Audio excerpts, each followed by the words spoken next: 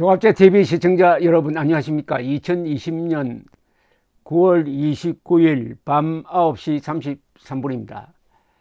최근에 북한이 가장 두려워한 한국 측 요인이 누구였을까 생각하면 저는 두 사람이 떠오릅니다. 한 분은 김관진 전 국방장관 그리고 전 안보실장, 지금 댓글 사건으로 재판을 받고 있습니다. 또 한 분은 외교안보수석을 지냈던 이명박 정부 시절에 천영우 전 육자회담 대표일 것이라고 생각합니다. 이 김관진, 천영우 두 분은 콤비를 이루어 가지고 이명박 정부의 후반부, 즉 2010년, 11년, 12년을 나름대로 안정적으로 관리한 분입니다. 이 천영우 전 외교안보수석은 육자회담 대표를 하면서 핵 문제를 실무적으로 다룬 경험도 있고, 이분이 또 영어를 잘하고, 외교관들이 다 영어를 잘하지만 이분은 특히 잘합니다. 그리고 아주 말펀치가 매우 센 분이고, 요사이 조선일보, 동아일보 등에 칼럼을 쓰는데 그 칼럼을 읽어보면은 복잡하던 게 싹 정리가 되는 그런 느낌입니다. 더구나 최근에는 천영우 TV를 개설을 하셔가지고 아주 적기에 아주 심도 있는 분석을 내놓으시는데, 여러분들은 저희 이야기는 참고만 하고 이 천영우 TV 수석으로 TV로 들어가셔가지고 정리된 이야기를 한번 들어보시면은 어떨까 하는 생각이 듭니다. 전문가들은 복잡한 사안을 쉽게 설명을 합니다. 복잡한 것을 복잡하게 설명하는 사람은 아마추어죠. 이 고수는 항상 말이 쉽습니다. 그리고 천영우 수석은 아주 입담이 좋아가지고 비유가 적절하고 아주 유머 감각이 아주 센 분이니까 들으면은 재미가 있습니다. 좋은 거는, 좋은 글이나 좋은 말은 다 재미가 있어야 합니다. 근데 어제 제가 기다리던 천영우 수석의 이번 공무원 총살 사건 해설이 나왔습니다. 그 해설을 제가 대신 소개를 해드리겠습니다. 제목이 뭐냐 하면은 문재인 정부의 북한 짝사랑과 스토킹이 빚은 참사. 스토킹, 문재인이 김정은을 스토킹 하다가 이런 꼴을 당했다는 뜻입니다. 이렇게 시작되네요. 지난 22일 황해도 등산곶 연안에서 표류 중이던 우리 해수부 공무원을 북한 해군이 엽기적 방법으로 살해한 사건이 있었죠. 북한의 민낯을 그대로 보여준 천인공노할 만행입니다. 24일 이 소식이 보도되자 국민의 분노를 의식한 청와대와 군도 모처럼 북한을 향해서 강경한 성명을 발표했습니다. 한국 내 분위기가 심상치 않게 돌아가고 문재인 정부가 궁지에 몰릴 조짐이 보이자 북한이 25일 해명이랍시고 보내왔는데 참 가관입니다. 북한의 통지문을 한마디로 요약하면은 우리가 잘못한 건 없지만 우리 수역에 일어난 불미스러운 사건으로 문 대통령을 난처하게 해서 미안하다, 이런 뜻입니다. 북한은 불법 침입자에게 총탄 10여 발을 발사해서 죽인 것은 맞지만 불에 태운 것은 부유물이지 사람은 아니다라고 주장을 합니다. 시신을 찾지도 못했고 불로 태운 것도 아닌데 사건의 전말도 제대로 모르면서 어디다 대고 감히 만행이니 응분의 대가니 하는 불경스러운 표현을 쓰느냐는 그런 훈계까지 잊지 않았습니다. 사람을 죽여도 불에 태우지만 않았으면 자기들이 저지른 행위의 잔혹성과 야만성이 줄어드는 줄 아는 모양입니다. 제가 지금 천영우 TV의 천영우 전 수석 이야기를 제가 대신 소개를 해드리고 있습니다. 통지문 내용도 상식적으로 앞뒤가 맞지 않습니다. 물속에서 기진맥진해서 허우적대는 사람을 80m 밖에서 신문했다는데, 바다에서는 그 거리에서는 힘이 펄펄 넘치는 사람이 소리를 질러도 잘 들리지 않습니다. 제가 군함에서 1년 이상 근무를 해봤는데 군함에서는 한 포를 쏠 때도 넓은 바다로 포성이 퍼져나가고 반향이 없기 때문에 육지에서처럼 소리가 크게 들리지가 않습니다. 80m 밖에서 대한민국의 누구라는 대답이라도 들었다면 그건 기적 같은 일입니다. 천영우 전 수석은 해군에서 근무한 경력이 있습니다. 저항할 힘도 없는 사람이 물속에서 사투를 벌리는 걸 봤으면 일단 구출부터 해놓고 배 위에서 신문하면 될 일인데 들리지도 않는 거리에서 제대로 대답하지 않는다고 사살해 버리는 게 인간의 탈을 쓰고 할 짓입니까? 40 내지 50m 거리에서 난사한 사람을 찾지 못했다는 주장도 새빨간 거짓말입니다. 사살해야 할 만큼 중요한 사람이 구명조끼를 입고 물에 떠 있는데도 못 찾고 부유물만 찾았다는 말을 믿으라는 말입니까? 정부의 대응에는 무슨 문제가 있었을까요? 실종자가 발생하고 북한으로 표류해 갈 가능성이 있으면 적극 북측에 연락해서 혹시 이런 실종자가 있는지 한번 수색해 보고 구출하면 바로 송환해 달라고 요청했었어야죠. 특히 실종된 해수부 공무원이 북한 측에 발견된 게 확인된 순간부터 사살될 때까지 6시간 동안 북한에 아무 연락도 하지 않은 것은 도저히 이해할 수 없는 일입니다. 김정은과 친선은 주고받으면서 구조 요청할 방법이 없다는 게 말이 됩니까? 국제상선 통신망으로도 얼마든지 연락할 수 있습니다. 역시 경험자니까 이 안보를 관리해 본 분이 이렇게 실무에 밝습니다. 여러 통신수단이 있었다는 겁니다. 구출할 수 있는 방법이 있었다는 겁니다. 이 방법을 쓰지 않는 것이 바로 문재인 정권의 비밀이죠. 북한이 실종 공무원을 사살한 사실을 확인한 이후에도 청와대가 이 문제를 축소 은폐하려고 애를 많이 쓴 것 같습니다. 남북관계에 돌파구를 열어보려고 외교안보팀까지 북한이 좋아할 사람들로 확 바꾸었는데 하필 이런 고약한 사건이 생겼으니 얼마나 난감했을지 이해는 갑니다. 그래서 이번 사건이 남북관계의 악재가 되는 걸 막으려고 뭉갤 수 있는 데까지 뭉개보려고 했는데 더 이상 덮을 수 없게 된 데 속이 아마 많이 상했을 것으로 짐작이 됩니다. 우리 국민을 참살한 북한보다 북한으로 표류해간 해수부 공무원이 더 밉고 원망스러울 수도 있을 겁니다. 그렇지 않다면 북한이 해수부 공무원을 무차비 살해한 것을 확인하고도 35시간이 넘도록 국민들에게 숨길 이유가 어디 있겠습니까? 사건 은폐와 보안 유지가 도저히 불가능한 상황이 되었어야 분노한 민심을 수습하는 쪽으로 방향을 틀었습니다. 이번 사건 처리 과정에서 대한민국 대통령은 어디에도 없었습니다. 23일 군 고위 장성들의 진급과 보직 신고를 받을 때도 25일 국군의 날 기념사에서도 이번 사건에 대해서는 이런 방구 언급이 없었습니다. 24일에는 태평하게 아카펠라 공연을 관람했다고 합니다. 25일 북한 통지문을 대하는 정부와 여당의 자세도 경망스럽게 짝이 없습니다. 김정은의 미안하다는 말 한마디에 성은이 만극하옵니다 하는 그런 자세로 감격하고 일제히 김정은 옹호와 칭송 모드로 돌아가서 북한 체제의 잔혹성에 물타기 하고 면죄부를 주는데 급급합니다. 여기서 한 가지 꼭 짚고 넘어가야 할 일은 청와대가 25일 발표한 통지문을 26일에는 북한식 어법으로 수정해서 홈페이지에 올렸습니다. 박지원 국정원장은 없는 통지문도 만들어낼 능력을 가진 사람이라고 믿는 국민도 있는 것 같은데 통지문의 문구가 하루 사이에 바뀌면 진위를 의심하는 불순한 사람들이 반드시 나오게 마련입니다.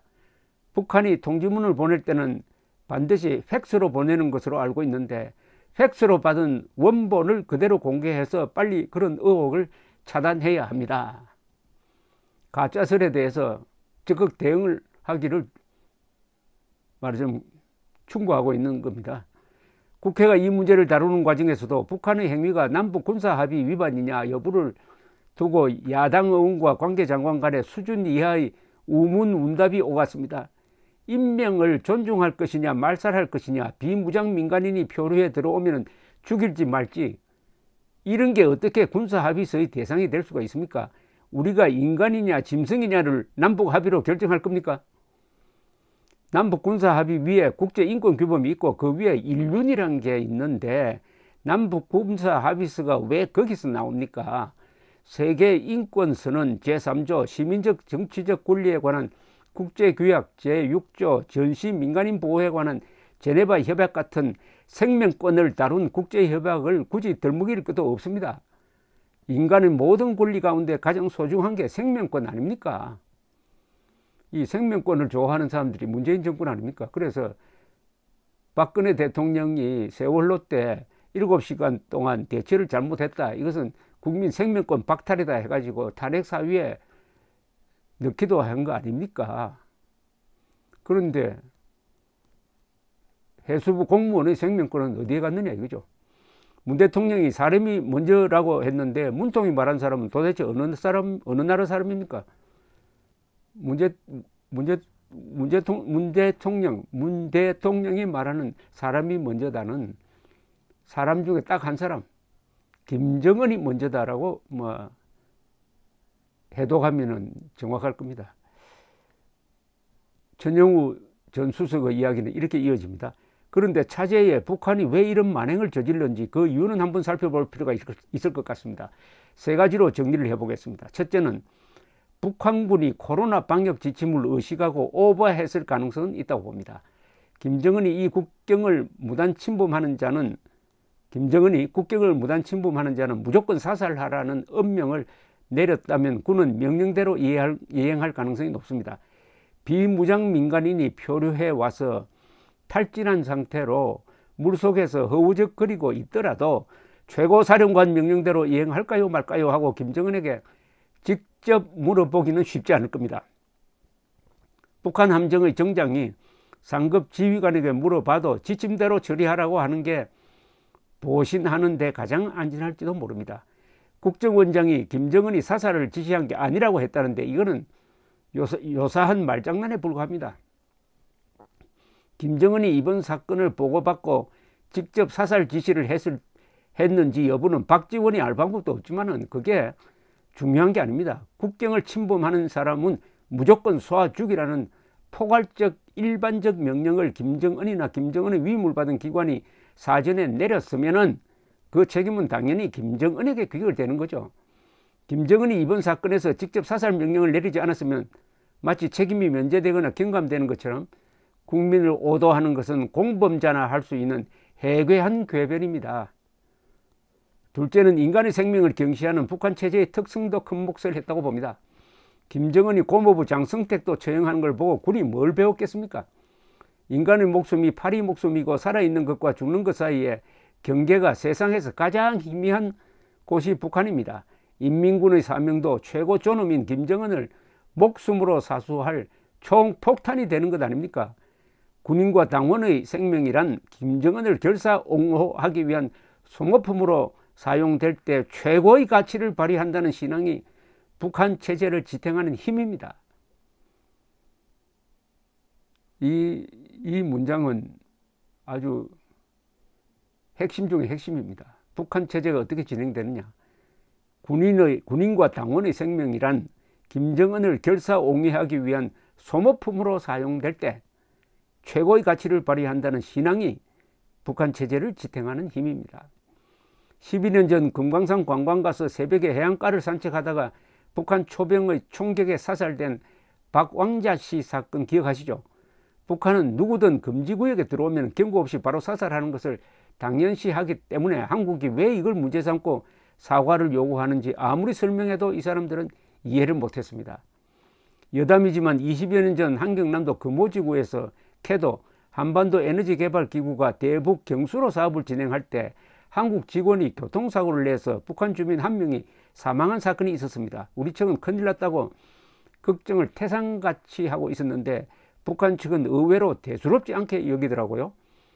몇천 불 위로금을 주고 해결한 것 같은데 그나마 중간에서 북한 관리들이 다 착복하고 유족들은 몇 푼이나 받았는지 모르겠어요.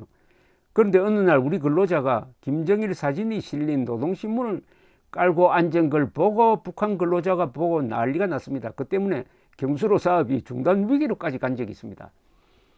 북한 당국에서는 교통사고로 죽은 주민의 목숨값보다 김정일 사진 실린 노동신문 깔고 앉은 사건이 수백 배, 수천 배 더 중요한 문제였습니다. 민초들의 생명은 신문에 인쇄된 김정일이나 김정은의 사진만 한 가치도 가질 수 없는 곳이 북한입니다. 북한이 원래 그런 집단이니까 우리 공무원을 잔인무도하게 총살을 했더라도 그러려니 하고 이해하고 용서하자는 소리가 아닙니다. 문재인 정부가 잘 보이려고 온갖 공을 들이는 북한 정권의 속성과 실체가 이렇다는 이야기입니다. 세 번째로 문재인 정부의 북한에 대한 맹목적 구애와 스토킹이 북한의 만행을 조장하는 데 일조를 했다고 봅니다. 어떤 모욕과 능멸도 참아가면서 북한을 위해서라면 그보다 더한 수모라도 참을 수 있다는 헌신적 자세를 이해 못하는 건 아닙니다. 오른뺨 때리면 왼뺨을 내주라고 아무리 맞아도 안 아프다고 우기면서 인도적 지원이라도 좀 받아주면 그 은혜를 잊지 않겠다는 자세를 보이면 김정은이 어떻게 나올까요? 이거는 이 풍자네요. 이거 어디 이런 풍자는 계속 하는 게 좋습니다. 문재인 같은 사람은 조롱하는 수밖에 없어요. 조롱. 독재자는 악마는 조롱을 견디지 못한다는 말이 있습니다. 문재인 씨는 악마는 아니죠. 어쨌든 풍자를 자꾸 하면요, 이 우스개를 자꾸 하면은 이 사람이 우습게 됩니다. 점점 우습게 되면은 무너집니다. 그러니까 정색으로 비판하는 방법도 있지만은 이렇게 유머를 쓰는 게 서로가 좋을 수가 있습니다. 문재인이나 우리나. 어떤 모욕과 능멸도 참아가면서 북한을 위해서라면 그보다 더한 수모라도 참을 수 있다는 헌신적 자세를 이해 못하는 건 아닙니다. 오른뺨 때리면 왼뺨을 내주고 아무리 맞아도 안 아프다고 우기면서 인도적 지원이라도 좀 받아주면 그 은혜를 잊지 않겠다는 자세를 보이면 김정은이 어떻게 나올까요? 이거는 요사이 화제가 되는 진인 조은산의 글보다 훨씬 더 수준이 높은 전문가의 풍자입니다. 지금까지 들어보신 분 아시겠지만 이 천영우 전 수석의 이야기는 이렇게 재미가 있습니다. 여기에 여유가 있고 유머가 있습니다. 조커가 있습니다. 감동을 받고 내가 이렇게 살아서는 안 되겠구나 하고 개화천선할 것으로 기대하면 착각입니다. 우리 정부가 비굴하게 대화와 협력을 구걸할수록 북한은 더 짓밟고 발로 차도 후환이 없겠구나 하는 그런 확신을 갖게 됩니다. 정부가 수백억 들여서 지은 남북연락사무소를 북한이 폭파해도 배상 청구도 안 하겠다고 하고 제발 노여움만 거두어주면 충성을 다하겠다는 그런 자세로 나가면 총으로 사람 죽이는데 고민할 게 뭐가 있겠습니까? 미국인이나 중국 사람이면 후환이 두려워서라도 함부로 죽이지는 못할 겁니다. 우리가 너무 우습게 보여서 자초한 측면을 무시할 수가 없습니다.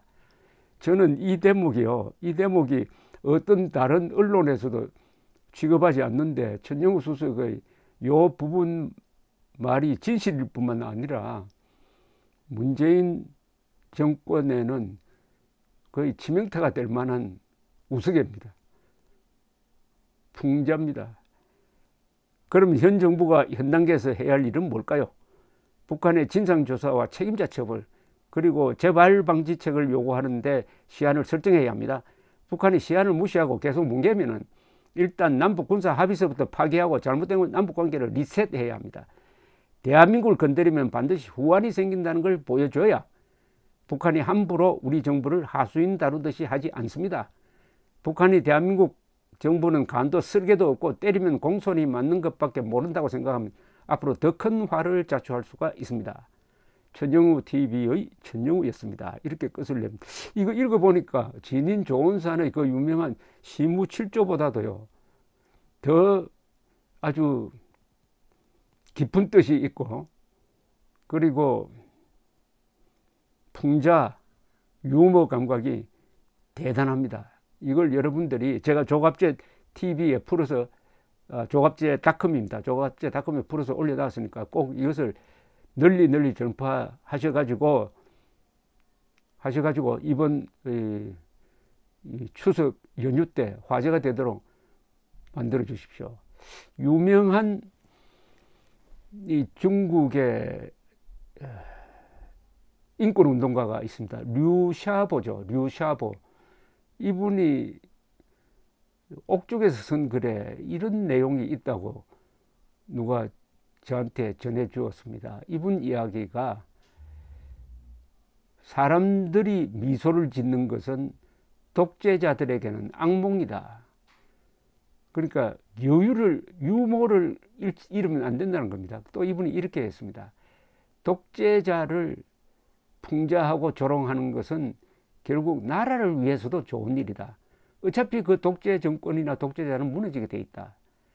그러면은 그 권력 이양기에 피를 보게 되는데 평소에 이런 유머를 통해서 독재자를 약화시키고 그리고 반대하는 사람들도 좀 여유를 갖게 되면은 설사 거의 몰락이 오더라도 피를 덜 흘리게 된다. 이런 이야기를 한 게 기억이 납니다. 문재인 대통령을 조롱해가지고 문재인 대통령을 몰아내든지 문재인 대통령이 가는 길을 바꾸도록 하는 것, 이것 또한 나라를 위해서 좋은 일이라고 생각합니다. 문재인을 위해서도 좋은 일일 수가 있겠네요. 감사합니다.